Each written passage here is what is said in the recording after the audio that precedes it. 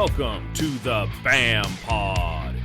Tackle Warehouse has been the premier online tackle shop since 2003, with a huge selection of not only the latest and greatest from the biggest brands, but the hard-to-find regional specialties as well. Tackle Warehouse. Click, save, fish. All right, everybody, welcome to the show. Thank you for tuning in. We have come into the new year. We started off with Jim Bretso's kicking off the new BAM Pod. It's not new in the sense that, we've changed anything major other than just kind of upgrading some of our system, making sure there's some new things. Obviously, you've heard the new in, but, we have got winter coming on. We are just about in the middle of it now, and it's swim bait time, right? So I went out and I thought, you know what, for the next couple weeks, let's talk swim bait, because this is one of those things that, we have absolutely 100% fallen in love with on the West Coast. But next show, I'm going to bring on an East Coast guy, because so we can hear a little bit about maybe there's some differences, maybe there's some changes. What do they do back east that we don't do out here that maybe we can incorporate, or how they set it up? But I thought, we need a top swim bait man out here on the West Coast to talk for how we do it out here and how it's done.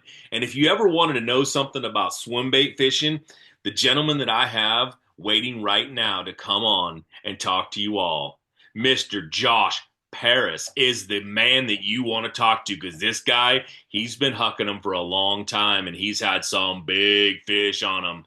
And Josh, welcome into the show, man. Come on in. Thank you, sir. Yeah, appreciate you having me on, and I'm excited to talk about it. And also, like you said, get the season started. It's already pretty much begun, but yeah, I'm not too excited, to be honest. This is the beginning of the season. Everything's kind of getting going. Trout plants are getting started out here on the West Coast. Some places down south, they've had them a little bit longer, but yeah, we're kind of hitting our stride right now. Yeah, this is that time of year when, we started off the BAM Pod this year, January 1. Boom, let's do it. We had Jim Bretsos on here, and he was talking about one of the baits that I always think about this time of year. There's two major ones that we have, the A-rig and the swim baits. And, you are one of those guys who have just absolutely dedicated your life and your fishing prowess. And I know you fish other baits. Everybody, we know that. But that swim bait, man, holds a special place in your heart. And I know it does because I've seen the fish you've caught on it. And I would love to just, break down a little bit about one, like the top 3 swim baits that you absolutely want to fish this time of year.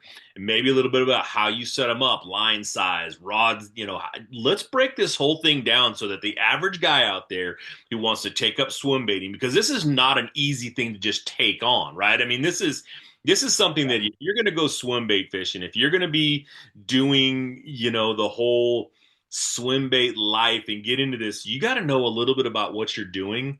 And I can't think of a better person to ask than you. So you know what, Josh, let's have you start breaking down some of this and, how you approach a lake and everything else. But let's start off with what baits you'd go out and buy if you were going to take on swim baiting. That's a hard one. I definitely have some answers for you, but a hard one. I mean, the last few years, like you said, the West Coast has fallen in love with swim baits. I mean, really, the country has. I mean, it seems like, but the amount of baits that we have now compared to even 5 years ago is insane. I mean, there's hundreds, if not even thousands at this point, of garage builders building their own glides, soft baits, so it's gotten pretty crazy as well. Some of the prices of these baits have gotten pretty crazy, but since I started, I've always tried to keep it really simple for me, and really with guys getting into it, guys, baits that I still throw today are, pretty common baits.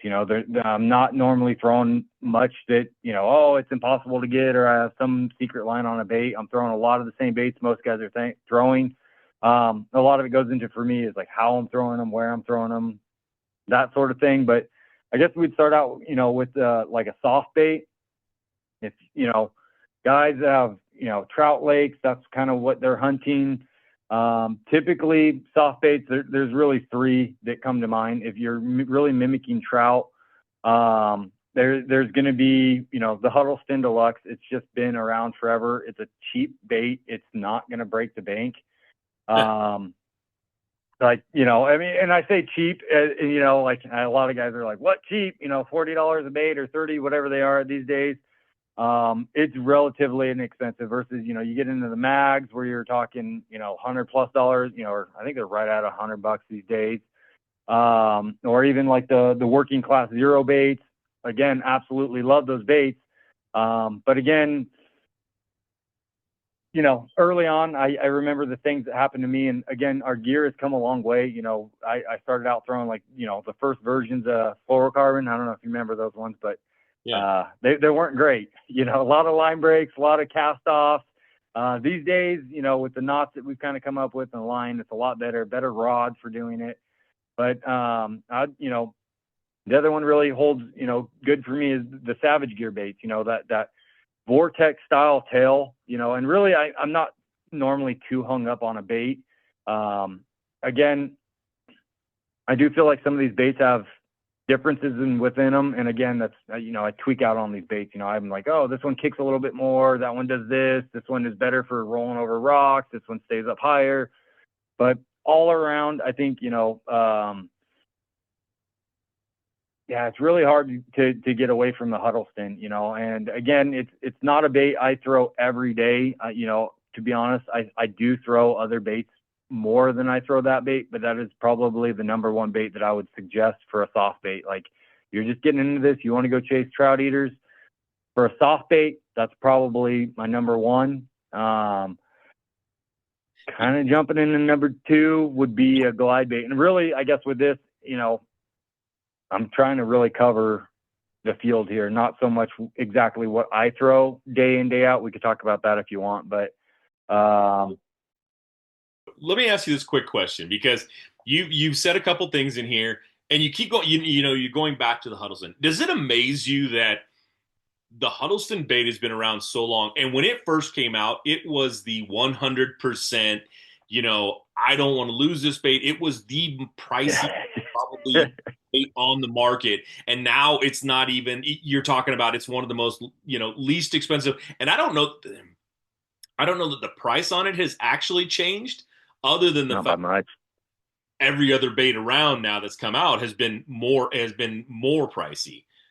Is that Yeah. just is that a testament to how well that bait is made, or is it more of, what, everybody else is making them better now, but you're still telling me that that's the one you go to? Yeah, it's definitely a bait that I still utilize quite a bit. And part of it is the price point. I will put that bait in places that I won't put $150 bait, $100 bait, actually it's, in that goes kind of back and forth, because you do have to put them in some precarious places. But when I, if I'm not going to worry about losing a bait, and, that's going to be the bait that I'm going to throw for sure. And again, it is a testament to how well they are built.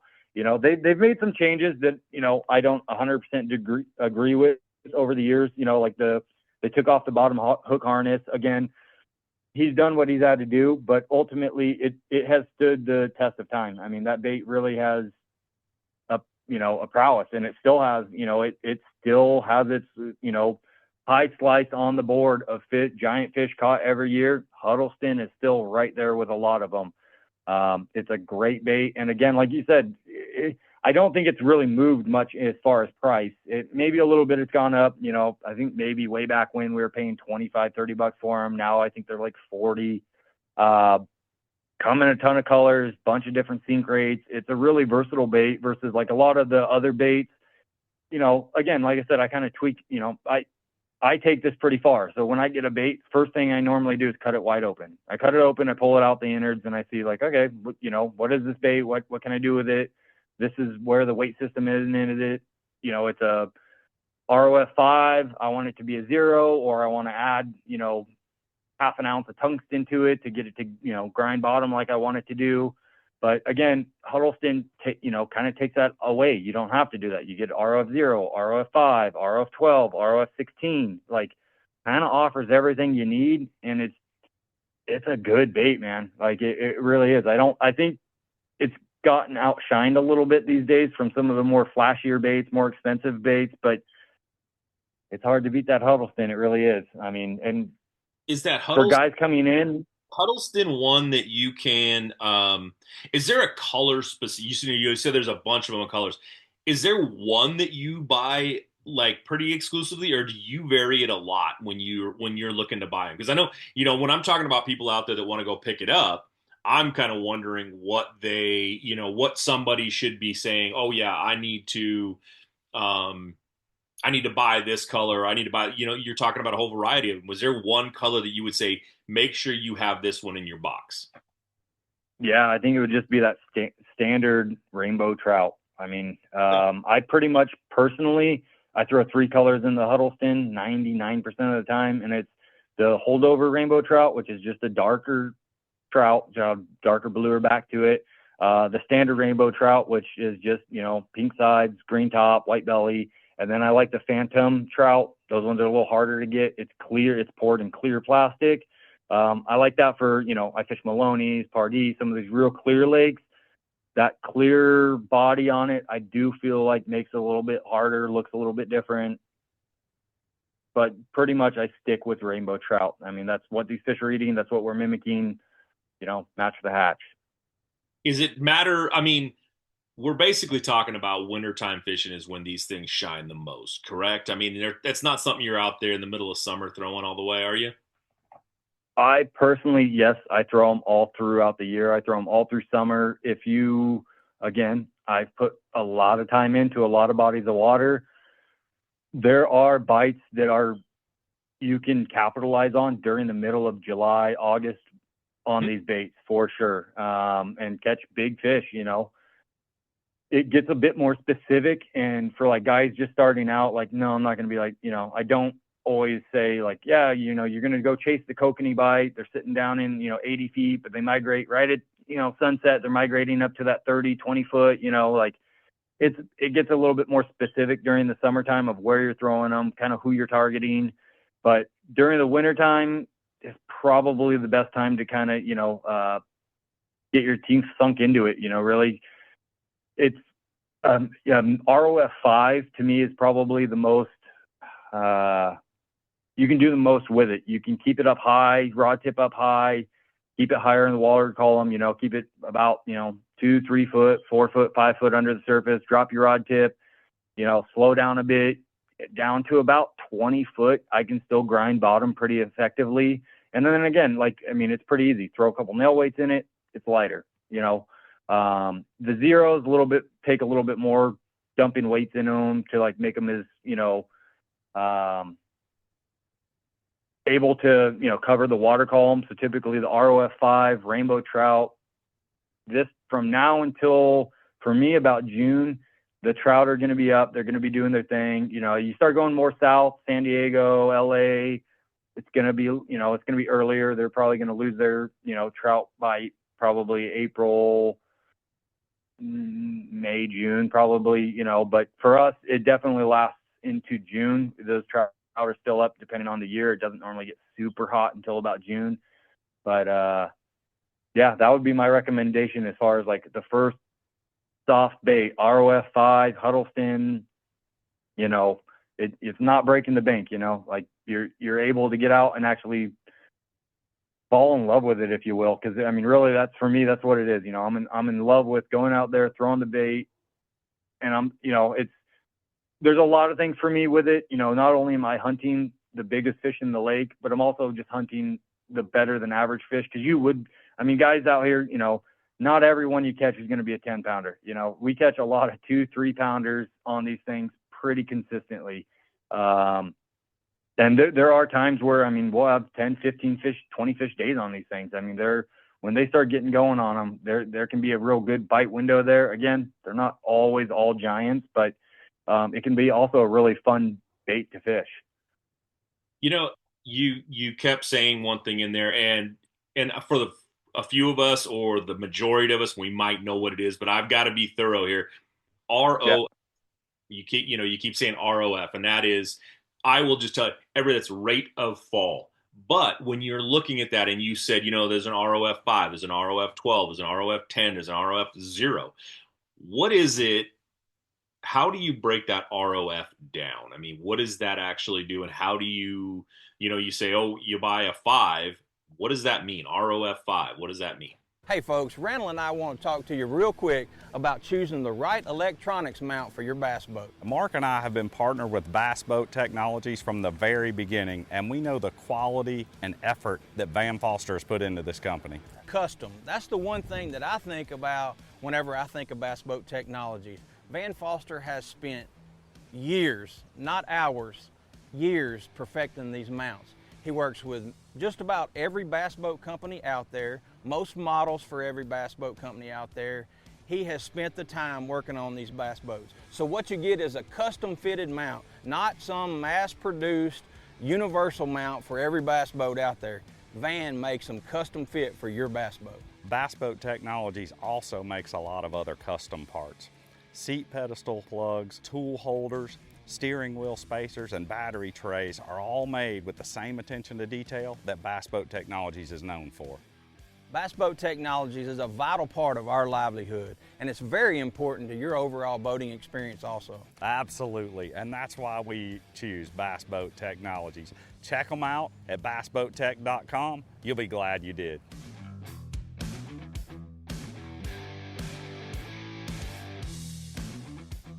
So ROF pretty much stands as rate of fall, and everybody to this point is pretty consistently doing a 10-second count. So how many feet does it fall in 10 seconds? ROF 5 falls about 5 feet in 10 seconds. ROF 12, 12 feet in 10 seconds. ROF 16, 16 feet in 10 seconds. 0 obviously being it stays on the surface, it floats. Again, that ROF is pretty important for what you're doing and where you're targeting. If you're targeting 10 foot of water, I've done it. I've had some success doing it, fishing an ROF 16, but you're going to have to move that thing. You can't be doing the low, slow kind of thing. Like, it's going to get stuck in the rocks. It's going to, it's really going to dig into the bottom. And a tip for a lot of new guys, the lighter you can go and kind of do what you want to do with it, the better off you are. The heavier you go, the more it's going to get stuck, the more it's going to, wedge down into rocks, the more, it just creates more problems. So, if you're trying to fish 35, 40 foot of water, sure, ROF 16 works great. But honestly, I fish a 12 down that deep. Again, I get stuck less. And when I do get stuck, it's easier to get it out. It's not as wedged in there. I can't say 100% the, physics behind why it wedges so much more with a heavier bait, but I for sure noticed, if you're fishing a ROF 16 in 20 foot of water, crawling bottom, that thing's going to hang up a lot, which there can be a bite there, popping it up out of the rocks, you can get a reactionary bite out of them, fish that are following it. But ultimately, that's not what we're doing with these baits a lot of times. And yeah, paying attention to that ROF, and almost all baits to this point, soft baits anyways, will have a ROF to them, or they'll have like a light, a medium, and a heavy. The light, medium, heavy, to be honest, those ones kind of are all over the map. Anywhere that doesn't really put an ROF on their bait, I guess buyer beware, go lighter than heavier. It's easier to stuff tungsten nail weights in these things and make them heavier if you need, versus if you just have a super heavy one. I have no problem cutting these baits open, but again, I don't advise, a guy getting into it to be hacking baits open and trying to drill out weight or cut out weight. It's a process. And I've ruined baits right out of the package. I cut them open, did something wrong, and then I was like, well, I can't fix that, so definitely pay attention to the ROF on these things. And like I said, going lighter is your friend, unless you have a very specific, burning technique that you're looking to accomplish. So let's break that down just a little bit more for some guys. I went out, I just bought myself an ROF 5. I'm going to go to the lake, and I've got my brand new ugly stick that I just love. And I've got this reel that I have had since, my Mitchell 300. am I set up right for this? Or should what is it that I should go do? How do I set this thing up and say, I don't want to break off this brand new $40 bait. So I'm going to go out and I'm going to buy I'm going to buy 200-pound braid so I can throw this, right? That's what I want. So I don't lose this $40 bait that I just bought. Is any of what I just said what you would do if you were doing this? That is all not advisable. Again, I would definitely do some research. There's a lot of videos out there. I know, I might even end up coming out with, some video series, but there's a lot of videos out there. I know Working Class Zero has a bunch, Tactical Bassin has some, RB Bass. I don't know if there's some exact swim bait videos on there, but there's a lot of resource out there. But I will tell you my standard for a Huddleston, typically at least an 8-foot rod. I like an 8-foot rod to a 9-foot rod. I'll kind of get into that in a minute of why I like that length, but also you're going to look for the weight ratings on those rods. You're going to want something that can that throws typically like 4 to 8 ounces. Right in that range is going to be about perfect for a Huddleston. You can go lighter, you can go heavier, but right in about 4 to 8, I find is the sweet spot. As far as, you jump over to line, with the line, you're going to want, typically I encourage people to start with 20 with a Huddleston. I do go pretty low on how light of line I will throw them. Again, it's not advised for the beginning guy to go out there and throw it on, 12, 15-pound line. 20 is typically what I say. If you're feeling real good about it, you can throw 17. If you're in somewhere that has a lot of cover, rocks, trees, docks, things of that nature, slop, grass, anything like that, you're going to want to bump it up to 25. The reel, I don't feel like I'm kind of on my own with the reel. A lot of guys will recommend, a 5-to-1, a 6-to-1. They like that slower reeling reel so that it kind of feels like you're doing something while you're reeling these. Because again, most of the time we are kind of creeping these things along. You're doing a pretty slow, you're not crawling the bait always, but slow to crawling is typically what we're doing with these baits. I personally like a 7-to-1 to an 8-to-1 for throwing swim baits. My whole outlook on it is I can always slow down, but you can only go as fast as you can go. If I got to really slow down and barely turn that handle, I'm perfectly fine doing that. I have no problem doing that. Some guys get, bored. They're like, I want to turn that handle a little bit, and actually keep the bait moving. But I have had fish that, they hit it, donk, and there's 10 foot of slack in your line. They eat it coming forward, and trying to catch up to them to actually be able to set a hook, is more important to me than staying busy while I'm reeling in. So 7 to 8-to-1's what I prefer. I would definitely stay between the, the 6.4 to 1. It's a good reel to get started with. If you find yourself getting bored really easily, maybe a 5-to-1 will fit you. I use low profile 200 size series reels. I don't use big giant round reels. Some guys really love them. Again, you'll find a lot of variance in the swim bait thing. And it's not by a huge amount, but certain guys prefer a bigger, heavier reel in their hand. They want to feel, what they're doing, a big giant, heavy stick in their hand, big line, they like big everything to be throwing a big bait. Other guys, like on my side, I like to go as finessey as I can get away with, like if the thing that I think a lot of guys don't really consider with throwing big baits too is there is some fatigue involved. You're throwing a 4 to 6 ounce bait. And, for me, I do it all day long. The more this, it starts to come down to a game of odds, really. How many times can you throw a good cast in the right spot in front of the right fish that want to eat? The more times you can put that together, the more bites you're going to get, the more opportunities you have to put fish in the boat. So halfway through the day, I don't want to be fatigued. I don't want that tennis elbow going from holding a, 2-pound setup. Like I want to be able to throw. I want to be able to feel everything. I want to be able to feel good at the start of the day, at the end of the day. I prefer to go lighter, and that's also when I pick my rods out, I do sort through, and I have gone through different rod companies to try to find rods that are able to do what I want them to do, but also have some lightweight to them. I mean, again, why add weight? We're already throwing pretty heavy baits. I mean, I throw baits up to 10, 12 ounces. You know, those baits, you start doing that all day, you're going to feel it, you know? So that's typically what I would suggest, you know, 8-foot to 9-foot rod. You can get away with a 7.6 to 7.8, but 8-foot's probably the magic area. Low profile, 200 size reel, 6.4 to 7-to-1. And then I would say within 5 pounds, you know, probably stay around 20 pounds. 20 pounds about right. And again, fluorocarbon, I suggest straight fluorocarbon all the way through. Few reasons for that, kind of breaking that down a little bit, would be, if anybody doesn't know, mono floats.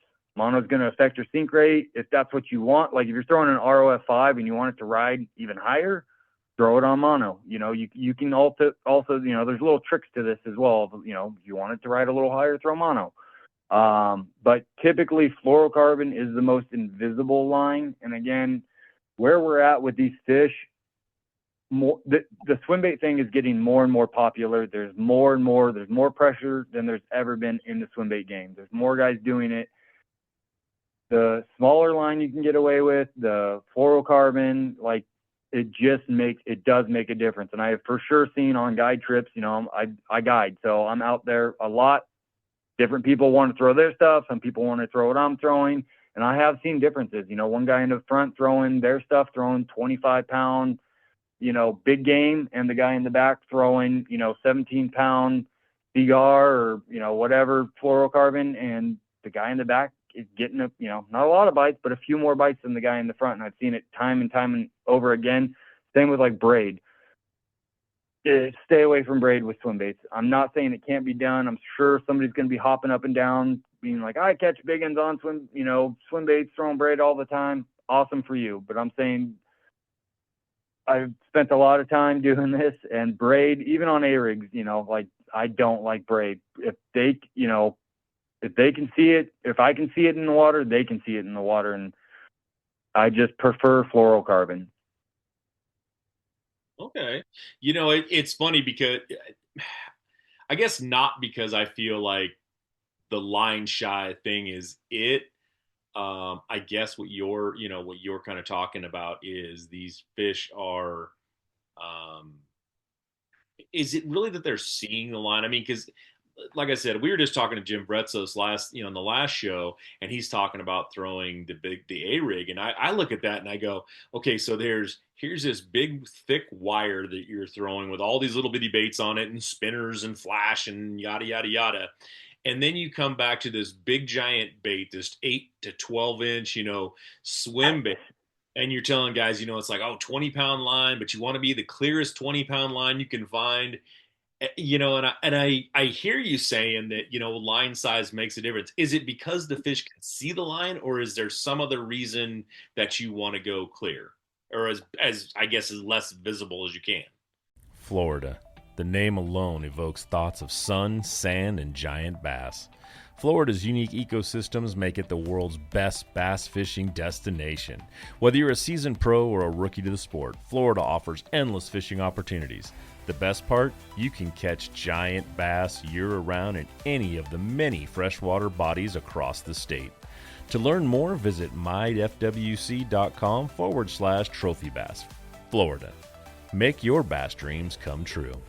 You know, that's a great question. And again, I've done, you know, I call it the, you know, Pepsi challenge on my boat of you throw this and I'll throw this, or, you know, you throw that and then you throw this, you know, and I've really spent some time actually putting things head to head, you know, and see what happens. And I can't say 100% it's that they see it. I have caught fish on swim baits, on braid. I have caught, you know, same with the A-rig. I've caught them on the A-rig on straight braid to the bait. And, you know, in some places I feel like you can get away with it for sure. But for a lot of Northern California clearwater fisheries, I don't know whether it's 100% that they can see it, or if it throws off a different vibration than the fluorocarbon does. Because I mean, anybody who's familiar with like punching is very, you know, we all know the scene. when that braid starts singing, you got a good one. And it's the braid actually ripping through the water, and it sings. It does. It makes a high-pitched singing sound. Maybe at lower speeds, it lets off a different thing. I know, like, on the lunker punker, which, isn't, I guess, technically a swim bait. It's a giant topwater, but I lump it in with the swim baits. I throw that on straight braid, no problem. I don't think fish have a problem eating it on straight braid. It's one of those things, maybe because it's on the surface. I can't 100% say, but in my experience, I would say I feel much more confident in a lower diameter fluorocarbon than I do over braid. All right. Well, we're about halfway through right now, and we've talked about soft baits. We've talked about, mostly the Huddleston. I know there's, you've named off a few others that you have in your box and some of your repertoire, but let's talk a little bit about some hard baits too. I mean, there are some swim baits out there right now that are, guys are catching good fish on some of these other baits. Is there, are there some harder swim baits, some different styles and things that you would throw? Yeah. So, kind of brings me into I mean, it's gotten a little bit different in the last couple of years. The multi-piece baits are starting to kind of make a comeback, but for the most part, I think the glide bait kind of dominates the hard bait world. The glide bait, single joint in the middle, kind of does that S motion, S waver, depth 250, the Sly Guy lures. I mean, there's a lot of them on the market at this point. With that, I definitely recommend a glide bait. I personally, I stick with really two of them, maybe three of them. There is an old favorite of mine in there, but I'm not convinced 100% that the bait makes all the difference in the world. I do think there are better baits than, there are some that are better than others, but really it's also what you can learn to do with that bait. And I think that's more important. For me, right now, I'm pretty stuck on the Sly Guy glide baits, the depth 250s, and I would say I like some of the Hinkle stuff. I love the Savage Gear. The Savage Gear ones are a good one at a good price point to get into. S-Waver is another good one. Like I said, for me right now, I'm sticking with the depth 250 and the Sly Guy ones. Again, those are higher price point ones for the guy getting into it. It's really hard to beat that Savage Gear. The Shine Glide and the Magnum Shine Glide are two baits that, for what they cost, I would say they produce. And I mean, they flat out get it done. I mean, it's hard. I would compare the Magnum Shine Glide, what exact length it is. I want to say it's 8-9 inches, somewhere right in there. It's a pretty good sizable bait. It's comparable to like the Hinkle trout, but at a tenth of the cost. I think they're retailing $35-$40 somewhere in there. Really good bait to get started on. And then they make a smaller 6-inch version. Another great bait, really castable, does what it's supposed to. Again, is really versatile. But with any of these baits, like right there with it is the S-Waver 200 and 168, I believe. I love those two baits as well. But I would say anybody getting into the glide baits, learn the bait. Learn what it does when you're not looking at it. Learn when you do a rod pop what it does, when you do a single hard reel chop what it does, what a slow sweeping crank does, what a slow sweeping rod pull does.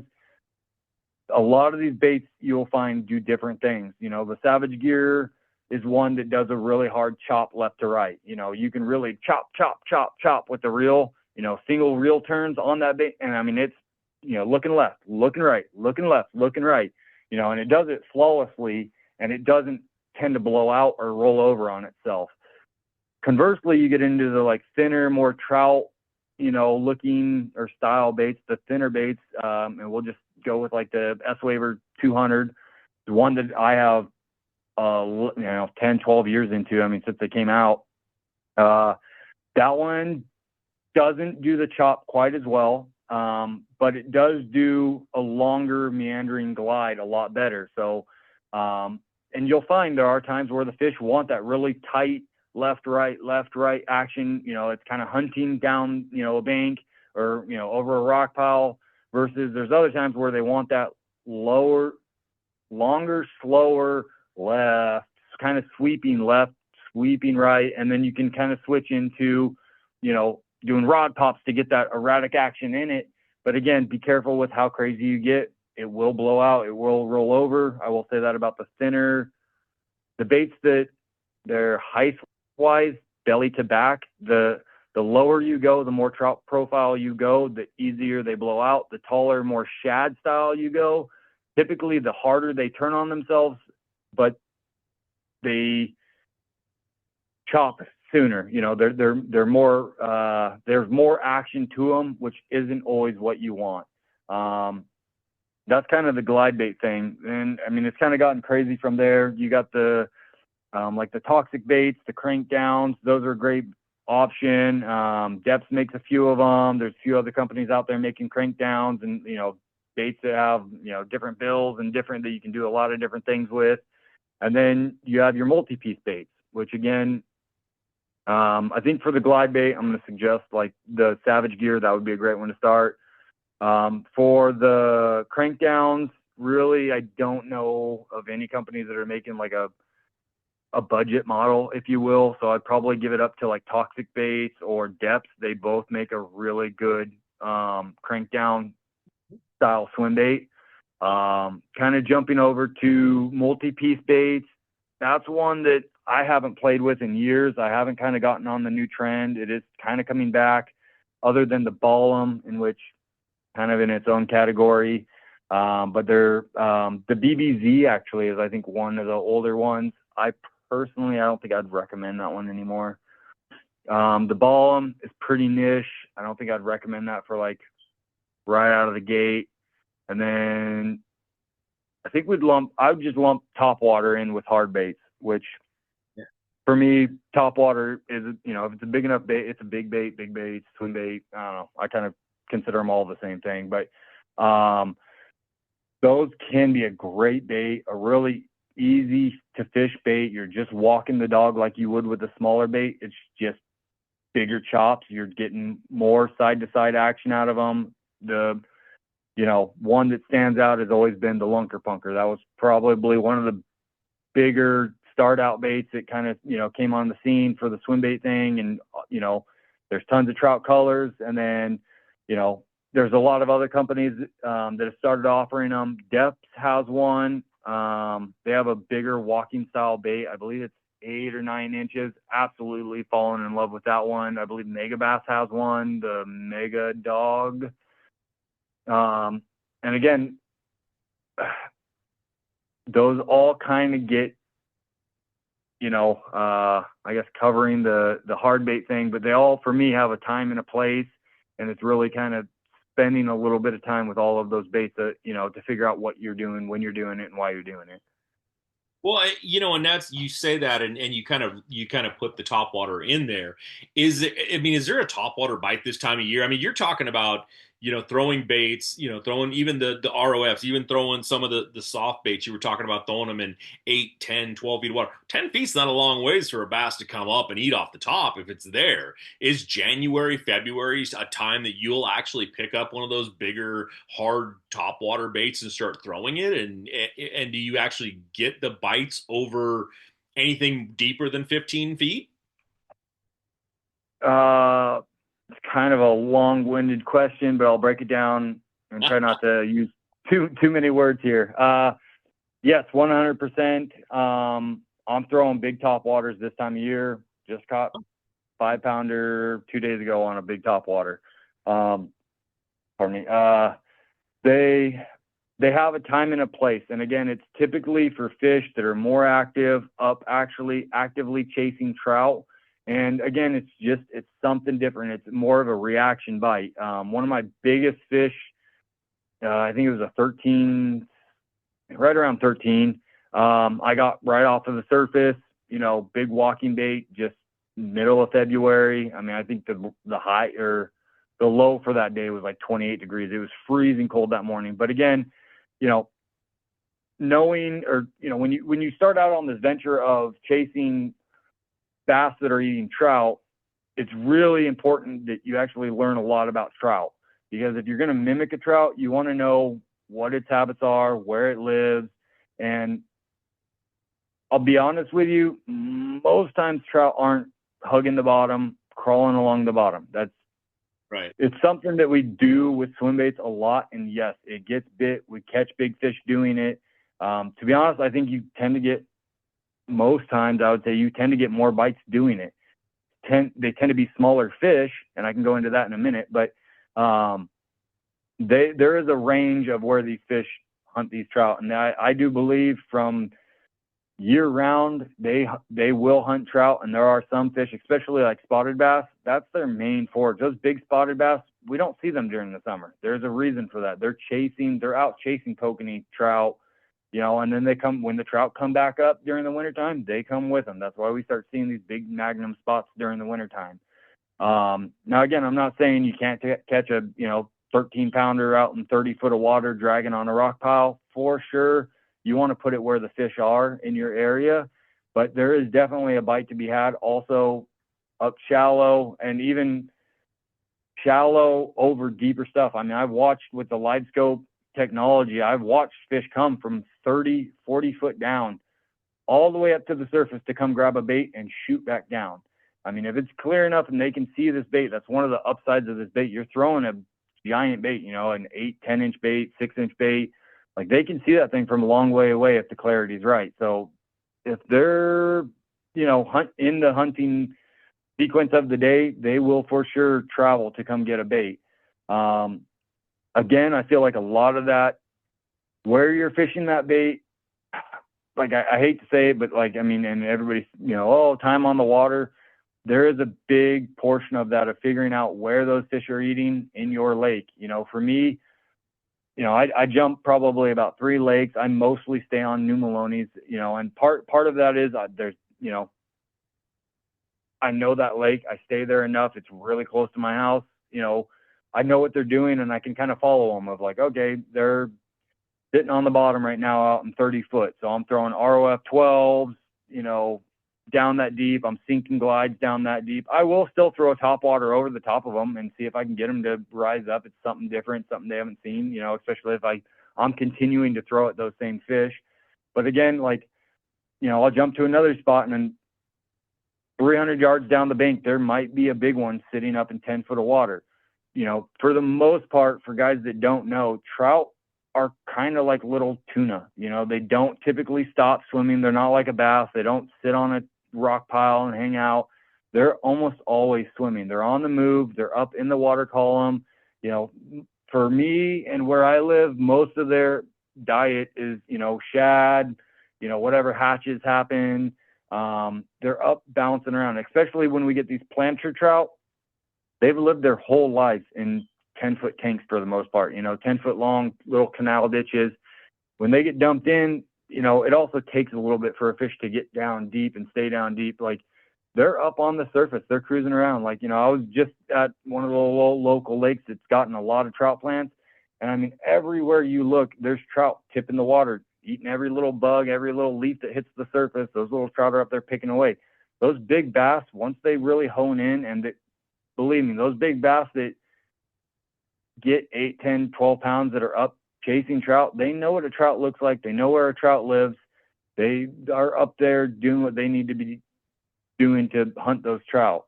So yeah, I do think there is some amount of fishing them up shallow or fishing them. But again, kind of going back to what I was talking about with the fishing them out deeper, I do feel like there is a big portion of bites that you can get out deep. Dragging it down on the bottom, in my experience, a lot of fish will see this bait down on the bottom and they're thinking it's a messed up trout. They're opportunistic feeders. They are going to take an easy meal if they see the opportunity, and some of them are just investigating it. They're coming up, popping it in the head, popping it in the tail, trying to see what it's doing.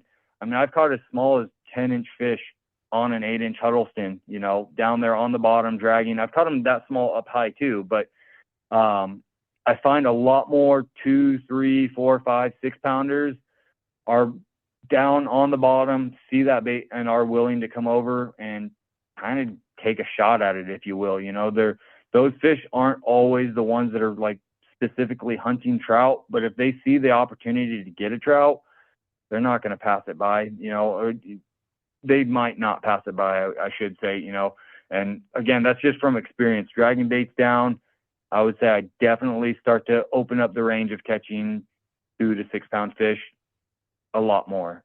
Well, I've used this analogy in the past, and it's you turn on a game, a football game in Green Bay, right? And there's a bunch of these guys out there watching the game, and they're dressed up and they look like ticks. They've just got so much gear. They're cold as heck. And then there's that big fat guy over there with no shirt on, standing out there drinking a beer and having a good time, right?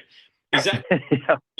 is that kind of the way that these bass are right now? Like the bigger ones, the ones who are just like, this cold water doesn't bother them nearly as much as those little 2 to 4 pounders that are sitting on the bottom. A 14 pounder sitting up there going, it's cold, whatever, I don't care, I'm eating. And the other ones are just sitting down there at the bottom. Is that what you're kind of finding and what you're saying in this? We've paired one of the most iconic hulls in the history of bass boats with a proven lineup of trusted accessories. We're bringing you best-in-class value and performance, leaving others in your wake. Turnkey value, turnkey performance. The Pantera 2 is an overachiever in the 19-foot category. Once you hit the throttle, you'll feel the rush, and there's no looking back. Yeah, a little bit. I would say more so. I would the larger bass that they would have to eat 20 crawdads to equal a 10-inch trout. Like they would have to actually do a little bit more work. And I always say it's like French fries or a Big Mac. If I keep chucking French fries out on the table, like for sure, you're gonna take them. Like I'm not gonna pass it up. But if I'm like, man, if you hold out and come outside in the cold, I'll give you a Big Mac, or at least you have a shot at a Big Mac. I think a lot of those bigger fish know that they can expend less energy, less often to get a big trout and sustain themselves versus chasing down, like a lot of the fish right now, they're out deep chasing shad, guys are spooning, 2-3 pounders, throwing jigs, catching, 2-3 pounders. Those are definitely the fish, that in my experience, some of them will be up and starting to kind of do the thing, up shallow. But for the most part, the bulk of those fish, they can't eat a trout, or at least not the same way, not as easily as a 8-pounder can. An 8-pounder can come up, wall up a trout, one burst of speed, one mouth open, one trout down the hatch. She's pretty set with a 1-pound trout in her. It's going to last her a little bit.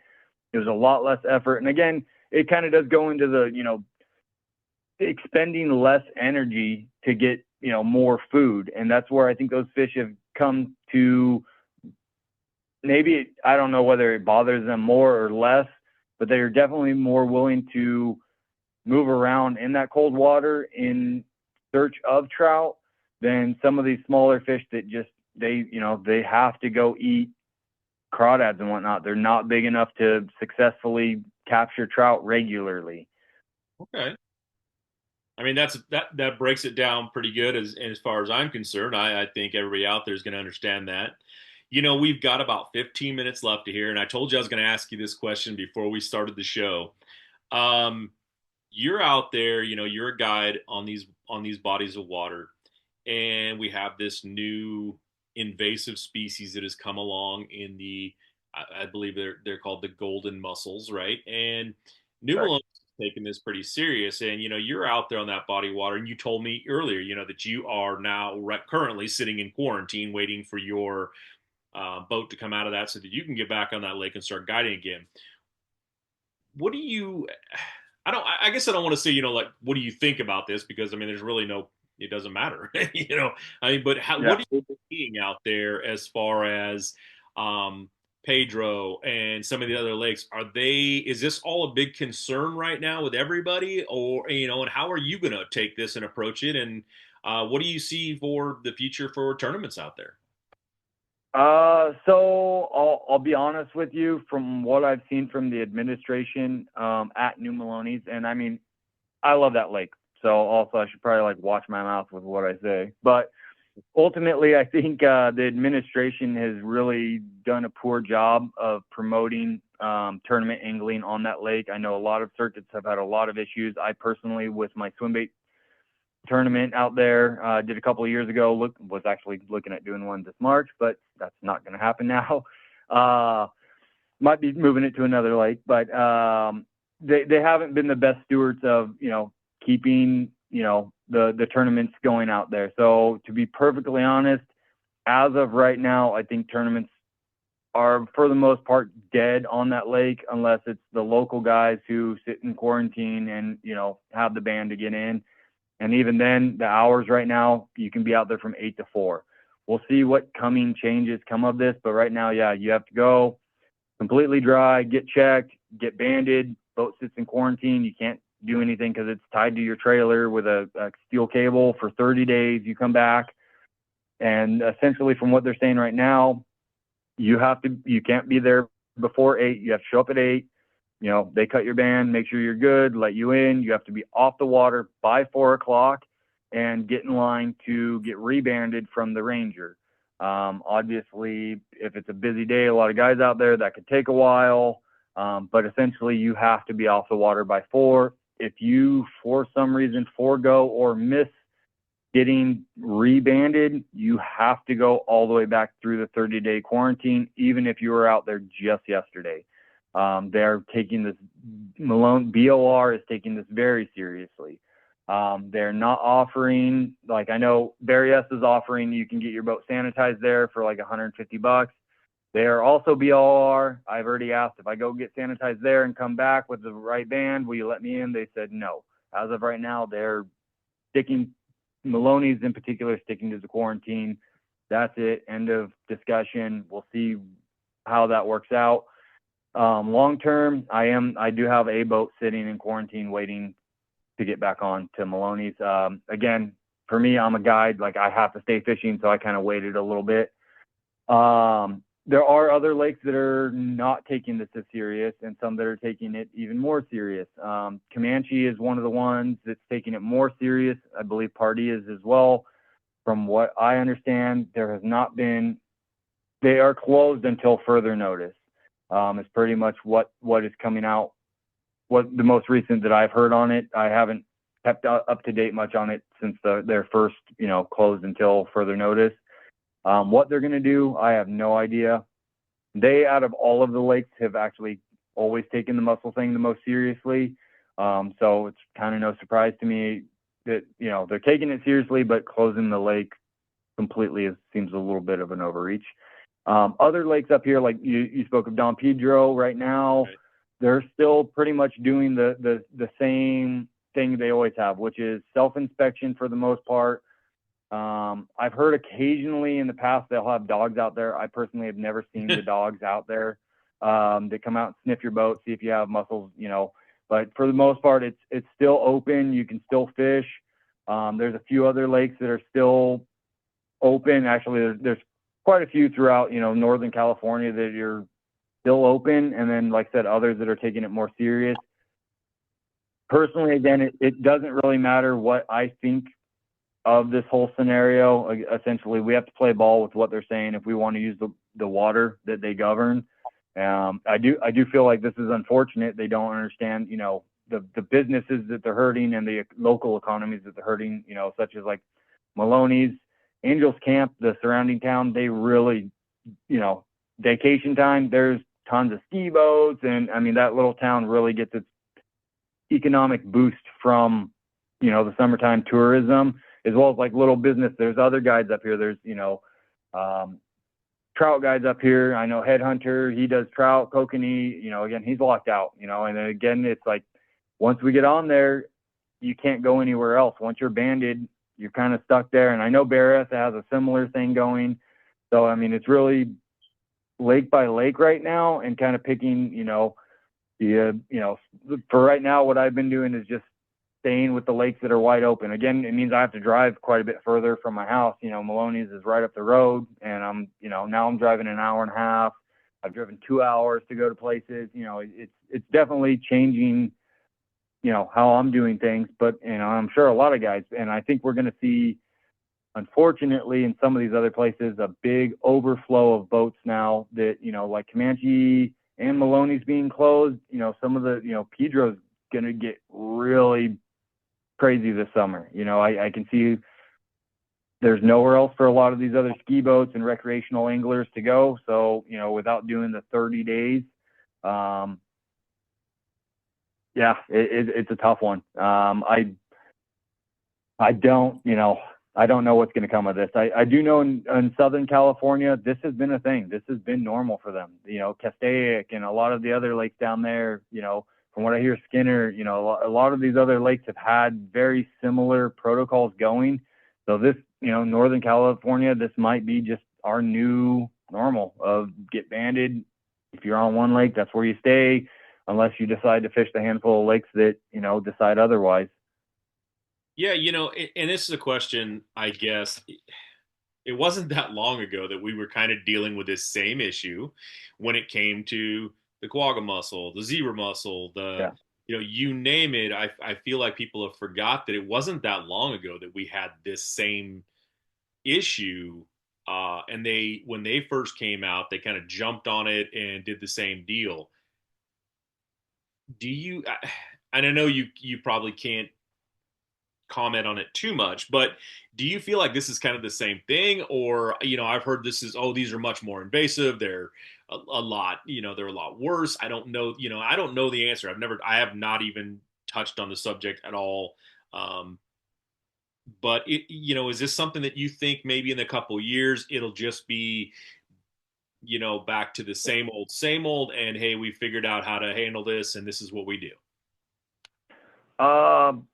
So as far as what the research that I've done in them, I mean, their main concern is, I guess they can survive in lower calcium water, in which, provides more opportunity for them to spread up here. They're much, from what I've heard, they're much more invasive. They're much faster growing. Again, how much of that is true? We kind of heard the same thing with quagga mussels. To be honest, I feel like, at least up here in Northern California, I mean, outside of Comanche, none of these lakes really took quagga mussel serious. They never took, yes, they did do self-inspections occasionally, like Maloney's would have the dogs. Again, they did something, but again, I do feel like this is a bit of an overreach as far as, I mean, let's, do the self-inspections. Let's, I get that this is a major threat as far as they're concerned, but I mean, I'm not quite sure the science behind it, honestly. And again, how it's going to break out in the next few years, to be honest, the way it seems like some of this stuff happens, the lakes that are doing banding and whatnot, I'd like to say I think it's going to go away, but honestly, I don't. I think once they start banding, that they're going to keep banding. It's kind of, Maloney's, especially, originally that lake was built never to charge. And, lo and behold, 10 years later, they started charging us. And then every year it's slowly gone up. They keep charging us more and more. It's one of those things where if there's any money behind it or some sort of, bureaucracy or political whatever behind it, I do feel like it's going to stay. That's unfortunate. And I hope that we kind of get back to life as normal as it can when it comes to that. But we've all lived through COVID. We've all lived through quagga mussels. We've all lived through, stuff here. So I kind of get what's going on. And, but, we've got about, 5 or 6 minutes here left. And, Josh, here on the West Coast, a lot of people know who you are. They know exactly what you're out there doing, how you've been doing it. But for the rest of the world that's listening right now, take some time right now, kind of tell everybody who you are, what you do, and, how they can get a hold of you. And if they want a guide service, and let me tell you, I have been out with Josh. He can teach you some serious stuff. This guy is a heck of a stick. So take a quick listen, and Josh, give him what you got, man. Well, I really appreciate that. And yeah, one of these days we're going to have to get back out there. That was a fun day. So yeah, Josh Parris Guide Service, Facebook, Instagram. I think I'm on TikTok too, but trying to stay on all the current socials. I have been less active as of the last couple of years. It just, can get a little crazy with, everybody seeing what I'm doing. But I'm definitely still out here doing it. You can hit me up through Instagram. My phone number's on there, Facebook, email. All of my contact stuff is on social media stuff, as well as you can go to joshparrisguide.com. I do guided trips. I do specialize probably in big fish, big baits. To be perfectly honest, not really something I chose to do. It wasn't like, that's what, I'm going to do just this, but it was something that kind of I've been niched into, as far as like, that is where my passion is. That is what I love to do. I do like chasing big fish, and people who, share that passion, tend to come out with me, and, I teach them what I've learned, and, to this far. And it is an ever changing game. There's a lot to learn out there, but, yeah, I do encourage people to get into it, check it out. Again, if you're ever interested in guide trip, I do not only just big bait trips, big fish trips, but I also do just standard bass fishing trips. I love all bass fishing for sure. Swimbait has a, part of my heart, but the other side of it is like, I love throwing a floating fly. Like, that's my second favorite thing to do. So, when it comes to bass fishing, yeah, I absolutely love it. And, if anybody's interested in a trip, just give me a holler, and yeah, we'll get you on the books. It's coming into a great time of year. The next couple months, I'm already starting to book up quite a bit, but yeah, we're coming into prime time for big fish. Yeah, we should. I'm hoping to see. Seems like every year we get double digits up to. I've been holding so far the last few years. I think almost every year I've had a client get a teener for quite a few years now. So I'm gonna kind of keep that rolling, see if I can keep that rolling anyways. And yeah, that's me. Well, if you go to your website, or not your website, but some of your social media stuff, you can get on there and you can see what was your big fish you had there. It was 14 something? Was it 13? Yeah, I personally had a 14 and a half or something. And then I had a guy get one just under 16. It was like 1598. That was a great fish. I worked on that fish for a while. We've had, I think the year before that we had a few teeners. I think I had 2 clients catch 13s, one catch a 14, 10s, 12s definitely show up on the regular, some big spotted bass, 5 to 8 pounders. I haven't had a double digit spot yet. It's in the works, definitely on my bucket list, but, yeah, definitely jump on the socials, see what I'm all about. And, yeah, that's me really. All right, man. If you're out there and you're looking for that fish of a lifetime, and I'll tell you what, just catching a spotted bass over 5 pounds is a lot for some people, but I guarantee you head out with Josh and he will put you on at least a few of 5-pound spots. There's a bunch of them out there where he fishes. But Josh, thank you for coming on and doing the show, man. We really appreciate it. You are a heck of a guest. You're a heck of an angler. And I hope that everybody out there, if you were listening right now and you didn't get something out of that, just turn it back on and listen again, because, man, Josh has dropped a bunch of knowledge on you that you need to know. And if you're going to get into bass fishing with swim baits like that, this is the man you want to listen to, and this is one of the guys you're going to talk to. Now, in 2 weeks from now, I've got a gentleman from back east. He is considered one of the OGs back there when it comes to swim bait fishing, and we're going to have him on. I will announce on our brand new we have a brand new Facebook page, and we have an Instagram on there for the Bam Pod. If you want to listen, you can find out when this show right here, which should go up on this Wednesday. If you're listening right now, it's up there, and it was on Wednesday. So yeah, you can go over there, check out our new Instagram, check out our new Facebook, and we will announce what's going on right there, how you can reach these gentlemen. And Josh, thanks again, everybody. Thank you for tuning in. I hope you enjoy the show. We'll see you in 2 weeks with another Swim Bait episode.